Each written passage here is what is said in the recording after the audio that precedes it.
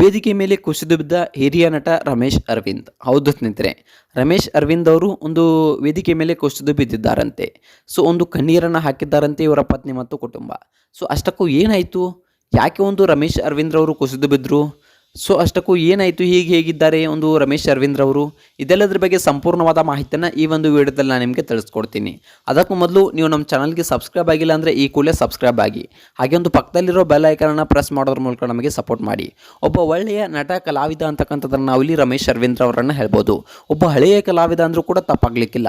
3 ತಲೆಮಾರುಗಳಿಂದನೂ ಕೂಡ ಒಬ್ಬ ಹೀರೋ ಆದಂಥ ಒಂದು ನಟ ಯಾರಾದರೂ ಇದ್ದರೆ ಒಂದು ರಮೇಶ್ ಅರವಿಂದ್, ಅದು ಬಿಟ್ಟರೆ ಈಗ ಶಿವರಾಜ್ ಕುಮಾರ್, ಇವರಿಬ್ಬರೇ ಒಂದು ಹಳೆಯ ನಟರು ಅಂತಕ್ಕಂಥದ್ದನ್ನು ನಾವು ಇಲ್ಲಿ ಹೇಳ್ಬೋದು. ತುಂಬಾ ಹಳೆಯ ನಟರು ಇವರಿಬ್ಬರು. ತುಂಬಾ ಒಂದು ಒಳ್ಳೆಯ ಫಿಲ್ಮ್ಗಳನ್ನ ಕನ್ನಡ ಇಂಡಸ್ಟ್ರಿಗೆ ಕೊಟ್ಟಿದ್ದಾರೆ. ಯಾಕಪ್ಪ ಅಂತಂದರೆ ಒಂದು ಹೊಸ ಫಿಲ್ಮ್ಗಳನ್ನು ಇಂದಿಗೂ ಕೂಡ ಕೊಡ್ತಾ ಇದ್ದಾರೆ. ಯಾವುದೇ ಕಾರಣಕ್ಕೆ ಒಂದು ರಮೇಶ್ ಅರವಿಂದ್ ಅವರನ್ನು ನೋಡ್ಬೋದು ನಾವು. ಒಂದು ರಿಯಾಲಿಟಿ ಶೋ ಆಗ್ಬೋದು, ಫಿಲ್ಮ್ ಆಗ್ಬೋದು, ತುಂಬಾ ಒಂದು ಕಾನ್ಸಂಟ್ರೇಷನನ್ನು ಕೊಟ್ಬಿಟ್ಟು ಫಿಲ್ಮ್ಗಳನ್ನು ಮಾಡ್ತಾರೆ. ತುಂಬ ಚೆನ್ನಾಗಿರುತ್ತೆ ಇವರ ಫಿಲ್ಮ್ಗಳು ಅಂತಕ್ಕಂಥದ್ದನ್ನು ನಾವು ಇಲ್ಲಿ ಹೇಳ್ಬೋದು. ಇವರು ಬೆಳೆದು ಬಂದ ಹಾದಿ ತುಂಬಾ ರೋಚಕ ಅಂತಕ್ಕಂಥದ್ದನ್ನು ನಾವು ಇಲ್ಲಿ ಹೇಳ್ಬೋದು. ಯಾಕಪ್ಪ ಅಂತಂದರೆ ಒಂದು ತುಂಬಾ ಕಷ್ಟಪಟ್ಟು ಇವರು ಈ ಒಂದು ಲೆವೆಲ್ಗೆ ಬಂದಿದ್ದಾರೆ. ಫಸ್ಟ್ ಆಫ್ ಆಲ್ ಹೇಳಬೇಕಪ್ಪ ಅಂತಂದರೆ ಕಡು ಬಡತನದಲ್ಲಿ ಇವರು ಕೂಡ ಹುಟ್ಟಿದ್ರು. ತುಂಬಾ ಒಂದು ಕಷ್ಟಪಟ್ಟು ಒಂದು ಮೊಟ್ಟ ಮೊದಲನೇದಾಗಿ ಒಂದು ಅಸಿಸ್ಟೆಂಟ್ ಆಗಿ ವರ್ಕ್ ಆಗಿ, ಅದಾದಮೇಲೆ ಹೀರೋ ಆಗಿ ತುಂಬಾ ಕಷ್ಟವನ್ನು ಪಟ್ಟಿದ್ದಾರೆ ರಮೇಶ್ ಅರವಿಂದ್ ಅವರು. ಇನ್ನು ನೋಡಬೇಕಪ್ಪ ಅಂತಂದರೆ ಮೊಟ್ಟ ಮೊದಲನೇದಾಗಿ ಇವರು ನಡೆಸ್ಕೊಟ್ಟಿರ್ತಕ್ಕಂಥ ಒಂದು ರಿಯಾಲಿಟಿ ಶೋ ಆದಂಥ ವೀಕೆಂಡ್ ವಿತ್ ರಮೇಶ್, ತುಂಬಾ ಒಂದು ಸಾಧಕರ ಪಟ್ಟಿಗಳನ್ನು ನಾವು ಅಲ್ಲಿ ನೋಡ್ತೀವಿ. ಆದರೆ ಇವರು ತುಂಬ ಸಾಧನೆಯನ್ನು ಮಾಡಿದ್ದಾರೆ. ಇವ್ರದ್ದು ಯಾರಿಗೂ ಕೂಡ ಗೊತ್ತಿಲ್ಲ. ತುಂಬಾ ಒಂದು ಒಳ್ಳೆಯ ಸಾಧನೆಯನ್ನು ಕೂಡ ಒಂದು ರಮೇಶ್ ಅರವಿಂದ್ ಅವರು ಮಾಡಿದ್ದಾರೆ.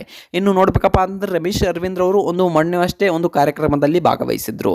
ಅಲ್ಲಿ ಕುಸಿದು ಬಿದ್ದಿದ್ದಾರೆ ಅಂತಕ್ಕಂಥ ಸುದ್ದಿಗಳು ಕೇಳಿ ಬರ್ತಾ ಇವೆ.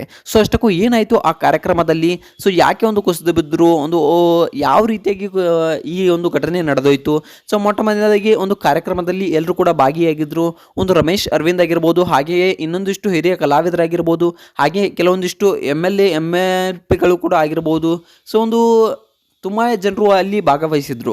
ಅದಾದ ನಂತರ ಒಂದು ಡಿ ಕೆ ಶಿವಕುಮಾರ್ ಅವರು ಕೂಡ ಆ ಒಂದು ಕಾರ್ಯಕ್ರಮದಲ್ಲಿ ಭಾಗವಹಿಸಿದ್ರಂತೆ. ಡಿ ಕೆ ಶಿವಕುಮಾರ್ ಕೂಡ ಕೆಲವೊಂದಿಷ್ಟು ಮಾತುಗಳನ್ನು ಹೇಳಿದರು ಜನರಿಗೆ. ಈ ರೀತಿಯಾಗಿ ಇರಬೇಕು, ಈ ರೀತಿಯಾಗಿ ಒಂದು ಇರಿ ಅಂತಕ್ಕಂಥ ಮಾತನ್ನು ಕೂಡ ಡಿ ಕೆ ಶಿವಕುಮಾರ್ ಅವರು ಹೇಳಿದ್ರಂತೆ. ಹಾಗೆ ಲಂಚವನ್ನು ತೆಗೆದುಕೊಳ್ಬೇಡಿ ಯಾರು ಅನ್ನೋ ಮಾತನ್ನು ಕೂಡ ಹೇಳಿದ್ರಂತೆ. ತುಂಬಾ ಒಂದು ಮಾತುಗಳನ್ನು ಆ ಒಂದು ವೇದಿಕೆ ಮೇಲೆ ಒಂದು ಈಗಿನ ಮುಖ್ಯಮಂತ್ರಿ ಆದಂಥ ಡಿ ಕೆ ಶಿವಕುಮಾರ್ ಅವರು ಹೇಳಿದ್ರಂತೆ. ಇನ್ನು ಮೇಲೆ ಕರ್ನಾಟಕವನ್ನು ಚೇಂಜ್ ಮಾಡೋಣ ಅನ್ನೋ ಮಾತನ್ನು ಕೂಡ ಆ ಒಂದು ಕಾರ್ಯಕ್ರಮದಲ್ಲಿ ಡಿ ಕೆ ಶಿವಕುಮಾರ್ ಅವರು ಹೇಳಿದ್ರಂತೆ. ಅದಾದ ನಂತರ ಅವರು ಮಾತನಾಡಿದ ನಂತರ ಮೈಕ್ ಸಿಕ್ಕಿದ್ದು ಈ ರಮೇಶ್ ಅರವಿಂದ್ ಅವರಿಗೆ. ರಮೇಶ್ ಅರವಿಂದ್ ಅವರು ಕೂಡ ತುಂಬಾ ಒಂದು ಒಳ್ಳೆಯ ಒಂದು ಮಾತುಗಳನ್ನು ಹೇಳಿದ್ರು, ಒಂದು ಮೋಟಿವೇಶನಲ್ ಸ್ಪೀಚ್ಗಳನ್ನು ಕೂಡ ಕೊಟ್ಟರಂತೆ. ಅದಾದ ನಂತರ ಸ್ವಲ್ಪ ತಮ್ಮ ಜೀವನಕ್ಕೆ ಹೋದ್ರಂತೆ. ನಾನು ತುಂಬ ಕಡು ಬಡತನದಿಂದ ಬಂದಿದ್ದೇನೆ, ನನಗೂ ಕೂಡ ಯಾವುದೇ ರೀತಿಯಾದ ಬ್ಯಾಕ್ಗ್ರೌಂಡ್ ಇರಲಿಲ್ಲ, ನಾನೇ ಸೃಷ್ಟಿಸಿಕೊಂಡೆ ಅದನ್ನು. ಅದೇ ರೀತಿಯಾಗಿ ನಿಮ್ಮ ಜೀವನವನ್ನು ನೀವೇ ಸೃಷ್ಟಿಸಿಕೊಳ್ಬೇಕು ಅನ್ನೋ ಮಾತನ್ನು ಕೂಡ ಒಂದು ನಟರಾದಂಥ ರಮೇಶ್ ಅರವಿಂದ್ ಅವರು ಹೇಳಿದ್ರಂತೆ. ಯಾಕಪ್ಪ ಅಂತಂದರೆ ನಿಮ್ಮ ಜೀವನದಲ್ಲಿ ಏಳು ಬೀಳುಗಳು ಬಂದೇ ಬರುತ್ತವೆ. ಎಷ್ಟು ಕಷ್ಟ ಆದ ಹಾದಿಗಳು ಬರುತ್ತವೋ ಅಷ್ಟೇ ಒಂದು ಹಾದಿಗಳು ಮುಂದೆ ಸುಲಭದಲ್ಲಿ ಇರುತ್ತೆ. ಆ ಕಷ್ಟದ ಹಾದಿಗಳನ್ನು ಒಂದು ಎದುರಿಸೋಕೆ ಪ್ರಯತ್ನವನ್ನು ಮಾಡಿ ಅನ್ನೋ ಮಾತನ್ನು ಕೂಡ ಹೇಳಿದರಂತೆ. ನೀವು ನಿಮ್ಮೆಲ್ಲ ಹತ್ರ ಟ್ಯಾಲೆಂಟ್ ಇದೆಯೋ ಇಲ್ವೋ ಗೊತ್ತಿಲ್ಲ, ಆದರೆ ಪ್ರಯತ್ನ ಮಾಡುವ ಒಂದು ಗುಣ ಇರಬೇಕು. ಎಷ್ಟು ಬಾರಿ ಪ್ರಯತ್ನವನ್ನು ಮಾಡ್ತಿರೋ ಅಷ್ಟು ಬಾರಿ ಗೆದ್ದೇ ಗೆಲ್ತೀರ. ಒಂದಾದರೂ ಒಂದು ದಿನ ಗೆದ್ದೇ ಗೆಲ್ತೀರ ಅನ್ನೋ ಮಾತನ್ನು ಹೇಳಿದ್ದಾರೆ. ಒಂದು ಬೋರ್ಗಲ್ನ ಮೇಲೆ ನೀರು ಎರೆಯೋದ್ರಿಂದ ಪ್ರಯೋಜನವಿಲ್ಲ ಅಂತಕ್ಕಂಥ ಮಾತನ್ನ ಕೆಲವೊಂದಿಷ್ಟು ಜನ ಹೇಳ್ತಾರೆ.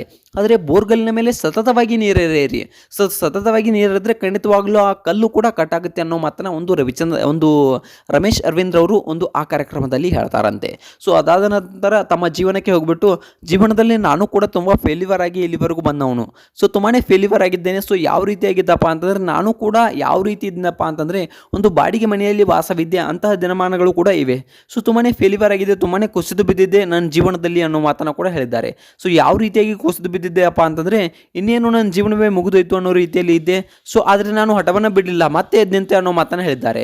ಜೀವನದಲ್ಲಿ ಕುಸಿದು ಬಿದ್ದರೂ ಕೂಡ ಎದ್ದು ನಿಲ್ಲಬೇಕು. ನನ್ನ ಸಮಯದಲ್ಲಿ ಕುಸಿದು ಬಿದ್ದಾಗ ನನ್ನ ಹೆಂಡತಿ ಆಗಿರ್ಬೋದು, ನನ್ನ ಫ್ಯಾಮಿಲಿ ತುಂಬ ಕಣ್ಣೀರನ್ನು ಹಾಕಿದ್ರು ಅನ್ನೋ ಮಾತನ್ನು ಕೂಡ ಹೇಳಿದ್ದಾರೆ. ಜೀವನದಲ್ಲಿ ಕುಸಿದು ಬಿದ್ದಿದ್ರು ಆ ರೀತಿಯಾಗಿ ಅನ್ನೋ ಮಾತನ್ನು ರಮೇಶ್ ಅರವಿಂದ್ ಅವರು ಹೇಳಿದ್ದಾರೆ. ಈ ಒಂದು ರಮೇಶ್ ಅರವಿಂದ್ ಅವರ ಜೀವನದ ಬಗ್ಗೆ ನಿಮ್ಗೆ ಏನಿಸುತ್ತೆ ಅನ್ನೋದನ್ನ ಕಮೆಂಟ್ ಮಾಡಿ.